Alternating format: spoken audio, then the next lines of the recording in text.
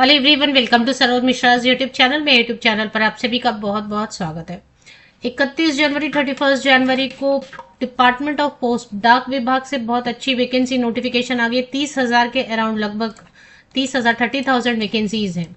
All over India vacancies है। पूरे भारत देश में जो है ना वैकेंसीज फिल की जाएंगी। बहुत अच्छी अपॉर्चुनिटी है। कोई एग्जाम नहीं है, नो एग्जाम नो इंटरव्यू। किसी भी परीक्षा से नहीं गुजरना होगा, किसी भी इंटरव्यू का प्रोसेस आपको देखना नहीं पड़ेगा।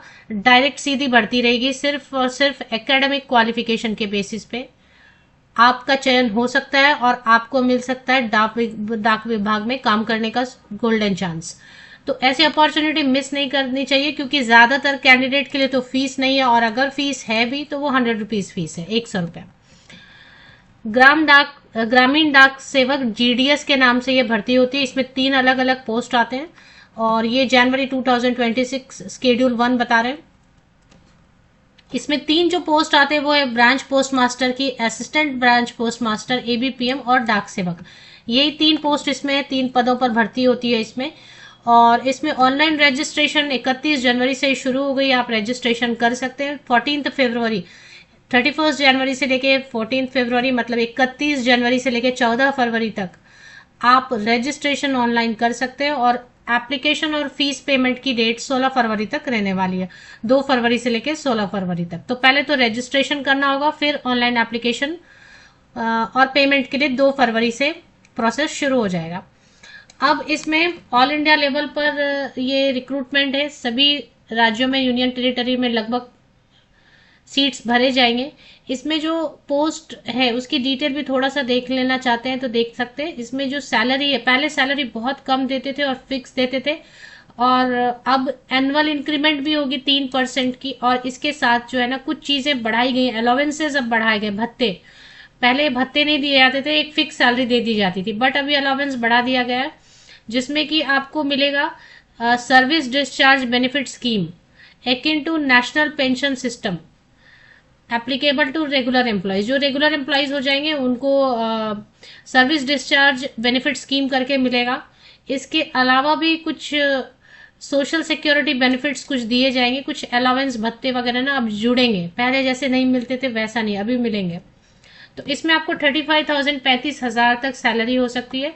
टीआरसीएस स्लैब दिया हुआ 12,000 मिनिमम ब्रांच पोस्ट मास्टर के लिए। एबीपीएम या डाक सेवक के लिए मिनिमम न्यूनतम जो है ना 10,000 रुपये प्रति माह सैलरी रहेगी, और 24,470 तक हो सकती है। और ब्रांच पोस्ट मास्टर की 12,000 से शुरू होकर 29,380 रुपये प्रति माह तक होगी। प्लस उसमें कुछ आपको बेनिफिट्स देते हैं, अलाउंस देते हैं, तो 35,000 तक हो सकता है। एलिजिबिलिटी में सबसे पहले आयु सीमा देखेंगे। न्यूनतम आयु सीमा किसी भी जॉब को करने के लिए 18 वर्ष तो पूरा हो चुका होना चाहिए, और 40 साल तक के जनरल कैंडिडेट आवेदन कर सकते हैं। यदि आप SC/ST कैंडिडेट है तो 45 साल तक के 18 से 45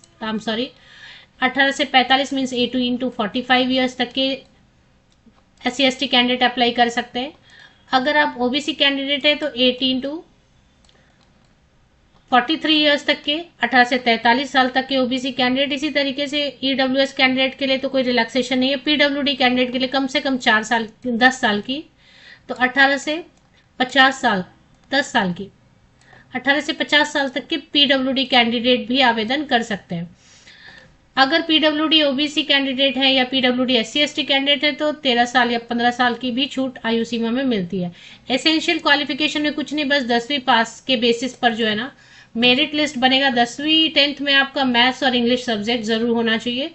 और जहां से आप जिस सर्कल से अप्लाई करेंगे ना, जिस सर्कल से आप अप्लाई करेंगे वहां का लोकल लैंग्वेज आपने 10th में पढ़ा होना चाहिए। तो बस इतना ही है।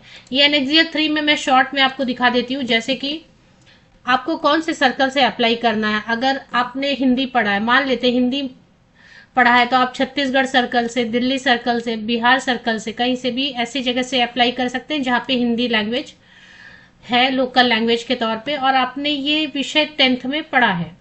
जैसे आंध्र प्रदेश सर्कल से तेलुगु अगर आपने पढ़ा है 10th स्टैंडर्ड तक या 10th स्टैंडर्ड में भी, तो आंध्र प्रदेश में अप्लाई करेंगे। आसाम सर्कल के लिए अप्लाई करने के लिए 3-4 लैंग्वेज दिए हुए हैं, आसामी, बंगाली, बोडो।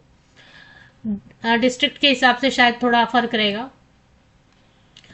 तो ये जो एनेक्सियर 2 बोल रहे हैं ना, एनेक्सियर 3 बोल रहे हैं। इसमें इन्होंने दे दिया है कि लोकल लैंग्वेज की लिस्ट सर्कल वाइज, कौन से सर्कल में अप्लाई करने के लिए कौन सा लोकल लैंग्वेज जरूरी है, जो 10वीं में आपने 10th में पढ़ा हो, तो वो पहले चेक कर लीजिए और उसके बाद आप अप्लाई कीजिए कि आपने ये सर्कल में अप्लाई करने का मूड बनाया है और इस सर्कल के हिसाब से ये लैंग्वेज आपने, जैसे उत्तर प्रदेश से आपको अप्लाई करना है तो 10th में आपने हिंदी एक सब्जेक्ट के तौर पे, विषय के तौर पे पढ़ा हो, ऐसे। तो ये कंडीशन है। बाकी लैंग्वेज का कंडीशन अगर सेटिस्फाई हो जाता है तो कोई भी 10वीं पास कैंडिडेट आवेदन कर सकते हैं। थोड़ा इसमें कहीं लिखा रहता है कि साइकिलिंग आता हो डाक सेवक के लिए, क्योंकि वो तो साइकिलिंग आती हो तो वो ठीक है। बाकी सैलरी की डिटेल मैंने आपको बताया, आयु सीमा बहुत अच्छी अपॉर्चुनिटी है। इसमें सिलेक्शन के लिए जो एकेडमिक क्वालिफिकेशन 10वीं में मार्क्स आपने ऑब्टेन किया है, 10वीं का मार्क्स जो प्राप्त किया है, बस उसी के बेसिस पे एक मेरिट लिस्ट बनेगा। वो ऑटोमेटेड सिस्टम रहता है, उस सिस्टम से जो है ना ऑटोमेटिक जो है ना मेरिट लिस्ट जनरेट होता है, तो उसमें कोई मतलब बिल्कुल ट्रांसपेरेंट सिस्टम है। क्या सर्टिफिकेट वगैरह लगेंगे ये सब यहाँ पे दिया है, marksheet, identity proof, caste certificate, ये सब रेडी रखना है। सेल्फ अटेस्टेड फोटोकॉपीज वगैरह, ओरिजिनल्स, ये सब आपको रेडी रखना है। ये लिस्ट जो है ना पेज नंबर 12 पर दी है। टोटल 37 पेजेस की ये पीडीएफ बनाई हुई है, इतना पढ़ने की जरूरत भी नहीं है। ये लिंक देखें, इस पे जीडीएस ऑनलाइन एंगेजमेंट की ये लिंक है, वेबसाइट है। पहले वेबसाइट अलग थी, अभी चेंज किया है। इसमें Andhra Pradesh circle, Assam, Bihar, Chhattisgarh, Delhi, Gujarat, Haryana, Himachal Pradesh, Jammu and Kashmir, Jharkhand, Karnataka,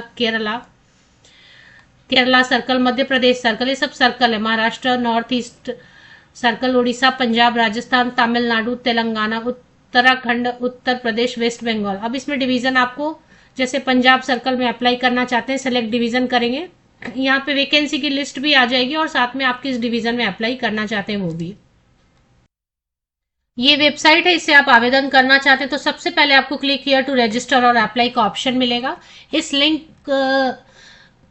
link को देखने के लिए या इस लिंक ऑफिशियल वेबसाइट तक पहुंचने के लिए आप जो यूट्यूब वीडियो अभी आप देख रहे हैं, इसी यूट्यूब वीडियो की डिस्क्रिप्शन बॉक्स को नीचे तक स्क्रॉल डाउन करके चेक कीजिए। इसमें आपको लिंक मिल जाएगा indiapost.gov.in/GDS ऑनलाइन एंगेजमेंट। इसमें क्लिक हियर टू रजिस्टर आपको करना पड़ेगा, क्योंकि पहले मैंने आपको बताया कि न्यू कैंडिडेट पहले रजिस्टर करेंगे और रजिस्टर करने के बाद फिर आप अपना एप्लीकेशन प्रोसेस एंड पेमेंट करेंगे। फीस की डिटेल मैं आपको एक बार बता देती हूँ। तो ये यहाँ से ही आपका रजिस्ट्रेशन, अगर आपको प्रॉब्लम हो रहा है, नहीं आ रहा है, तो आप सब सर्टिफिकेट की लिस्ट मैंने बताई वो सब रेडी रखिए ठीक से, केयरफुली, और उसके बाद आप कैफे में जाके भी वहां से भी अप्लाई करवा सकते हैं। फीस की डिटेल चेक करेंगे एक बार।